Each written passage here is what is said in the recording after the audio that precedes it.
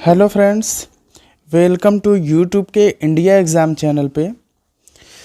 आज का ये जो वीडियो गाइस बीएड और डीएलएड के फर्स्ट सेमेस्टर में जो प्रस्तावना कौशल निकाला जाता है उस पर यह वीडियो है। तो पहला जो इसमें पॉइंट होगा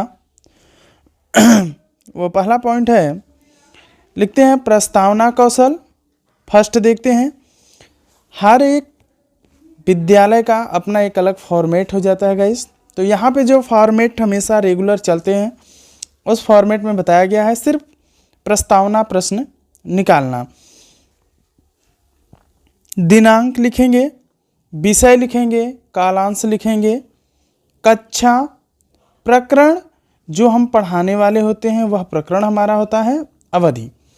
एक बात याद रखिएगा कि प्रकरण को हम पहले ही बोर्ड पे नहीं लिखते हैं। जब हमारा प्रस्तावना प्रश्न खत्म होता है तब लास्ट में हमारा ये प्रकरण निकल के आता है और इसे हम अपने बोर्ड पर लिखते हैं। चलिए देखते हैं। और आप पहली बात ये है कि प्रस्तावना कौशल को मैक्सिमम 3 से 5 प्रश्नों में निकाला जाता है। कितने? 3 से 5 प्रश्नों में निकाला जाता है। ओके, तो स्टार्ट करते हैं और ये देखते हैं पहला प्रश्न। पहला प्रश्न है, याद रखिएगा, क्रम संख्या, छात्र अध्यापक क्रिया, छात्र और छात्रा क्रिया। ओके, देखते हैं पहला प्रश्न में, भूगोल में किसका अध्ययन किया जाता है? यह प्रश्न होगा, भूगोल में किसका अध्ययन किया जाता है? छात्र के द्वारा उत्तर प्राप्त होगा, ग्रह, नक्षत्र आदि का अध्ययन किया जाता है। जो हमारा प्रश्न का उत्तर प्राप्त होगा, पहला उत्तर, उसी से रिलेटेड या उसी से संबंधित हमारा दूसरा प्रश्न बनता है। देखते हैं दूसरा प्रश्न जो हमारा होगा वह होगा उत्तर से संबंधित, ग्रह, नक्षत्र, पदार्थ आदि के मिले स्वरूप को क्या कहते हैं? तो उत्तर में निकल के आ सकता है हमारा ब्रह्मांड कहते हैं। ठीक है, क्योंकि ये सारी चीज़ें ब्रह्मांड में निहित होती हैं, सो कह सकते हैं कि ब्रह्मांड में। ठीक है, नेक्स्ट हमारा जो प्रश्न बनेगा तीसरा वह इसी से संबंधित होगा और प्रश्न होगा हमारा, ब्रह्मांड के बारे में क्या जानते हैं? ब्रह्मांड के बारे में क्या जानते हैं? तो बच्चा समस्यात्मक उत्तर, यानी कुछ उत्तर प्राप्त हो सकते हैं और नहीं हो सकते हैं।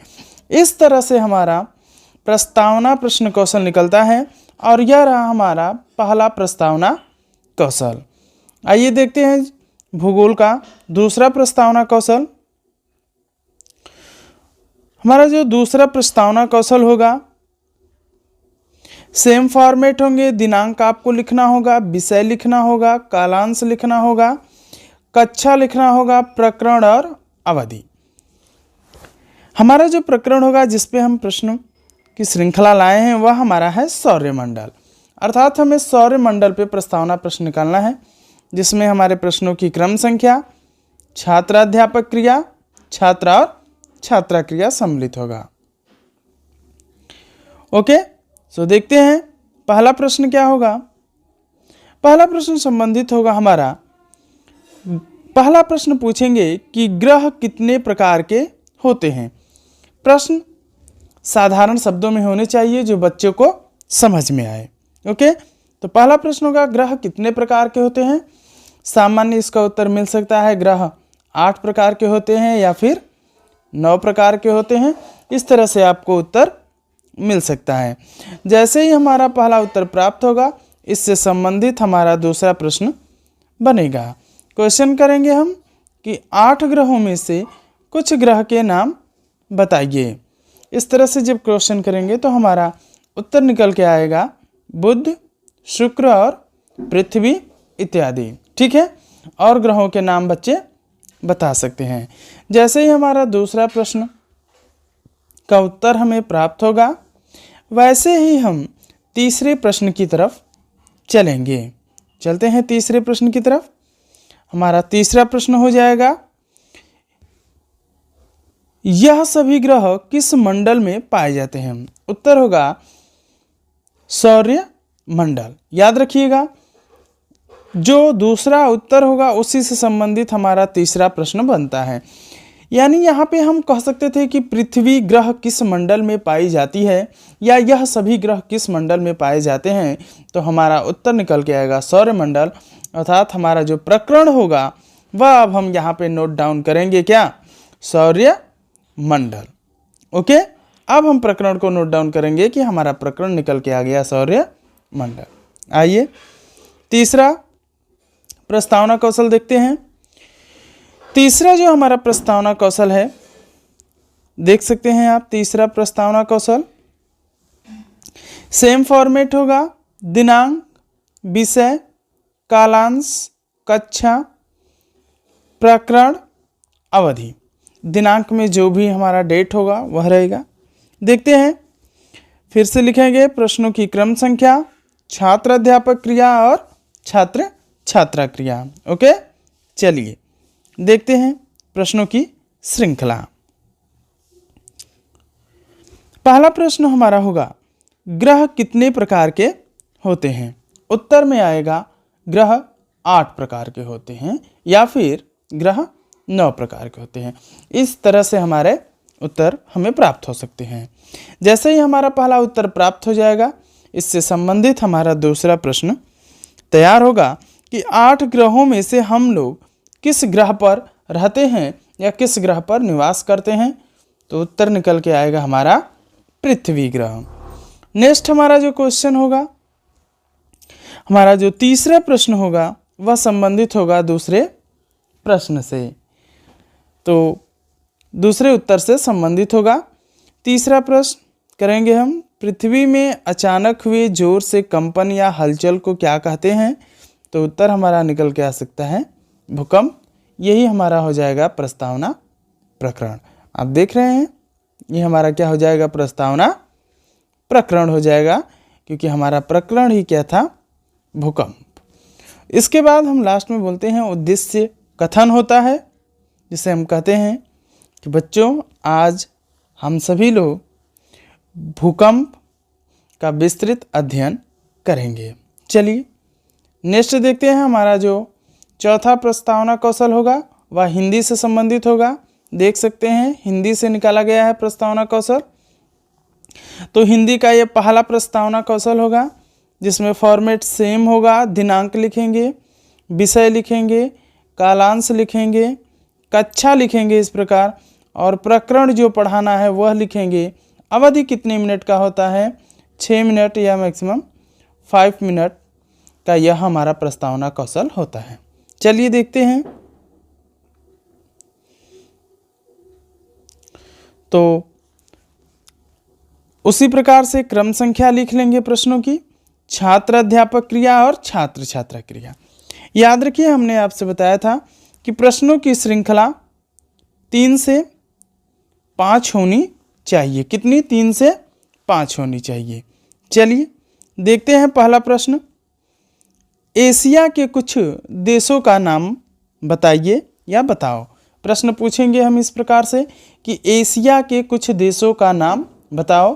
तो छात्र क्रिया में हमें प्राप्त हो सकता है भारत, रूस और चीन इत्यादि। इस प्रकार से एशिया के देशों का नाम हमें बच्चों के द्वारा प्राप्त हो सकता है। जैसे ही हमें कुछ नाम प्राप्त होंगे, उस नाम से संबंधित हम प्रश्न बनाएंगे। तो उत्तर मिला हमें, इससे संबंधित हमारा दूसरा प्रश्न बनेगा भारत, रूस, चीन, इनमें से हम किस देश में रहते हैं। इनमें से हम किस देश में रहते हैं, यह प्रश्न होगा। सभी बच्चे जानते होंगे और आपको उत्तर प्राप्त हो जाएगा कि हम किस देश में रहते हैं, भारत देश में रहते हैं। अब इससे संबंधित हमारा तीसरा प्रश्न तैयार होगा। इस उत्तर से संबंधित तीसरा प्रश्न होगा हमारा, भारत के कुछ योद्धा महिलाओं के नाम बताइए या वीर महिलाओं के नाम बताइए। इस प्रकार से हम क्वेश्चन पूछ सकते हैं।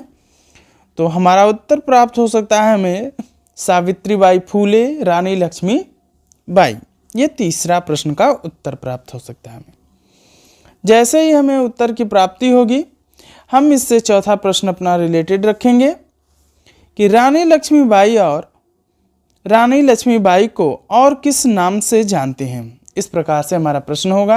अगर आप सावित्रीबाई फुले पढ़ाना चाहते हैं तो आप सावित्रीबाई फुले से संबंधित प्रश्न बना सकते हैं।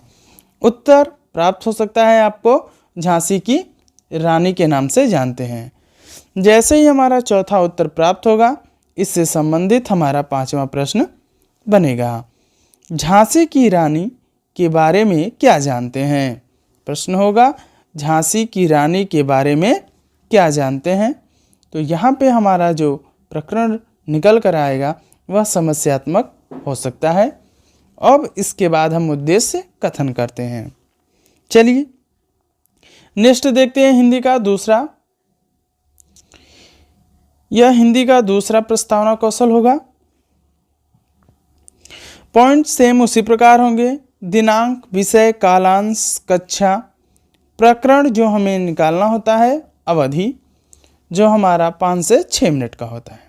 चलिए क्रम संख्या, प्रश्नों का क्रम संख्या होगा छात्र अध्यापक क्रिया और छात्र छात्रा क्रिया। देखते हैं पहला प्रश्न हमारा क्या होगा। प्रकरण था हमारा मीरा पदावली, तो हमें मीरा पदावली प्रकरण निकल के हमारा आना चाहिए। तो इससे संबंधित हम प्रश्न बनाएंगे। तो पहला प्रश्न होगा हमारा, सुदर्शन चक्रधारी किसका नाम है? सुदर्शन चक्रधारी किसका नाम है? इस प्रकार से हमारा प्रश्न होगा। जैसे ही यह प्रश्न होगा, उत्तर निकल के आएगा श्री कृष्ण को हम क्या कहते हैं? सुदर्शन चक्रधारी कहते हैं। अब श्री कृष्ण से संबंधित हमारा दूसरा प्रश्न होगा कि श्री कृष्ण भक्ति शाखा की प्रमुख कवित्री कौन है? उत्तर प्राप्त हो सकता है मीरा बाई। नेक्स्ट हमारा जो तीसरा प्रश्न होगा इसी से संबंधित होगा। मीराबाई की कितनी रचनाएं हैं? उत्तर प्राप्त हो सकता है 8 रचनाएं हैं, या फिर 4, 5 इत्यादि कुछ रचनाओं के नाम बालक आपको बता भी सकते हैं। हमारा जो चौथा प्रश्न संबंधित होगा वह होगा, उन रचनाओं में से कुछ रचना के नाम बताइए। यानी हम पूछ सकते हैं कि 8 रचनाओं में से कुछ रचना के नाम बताओ।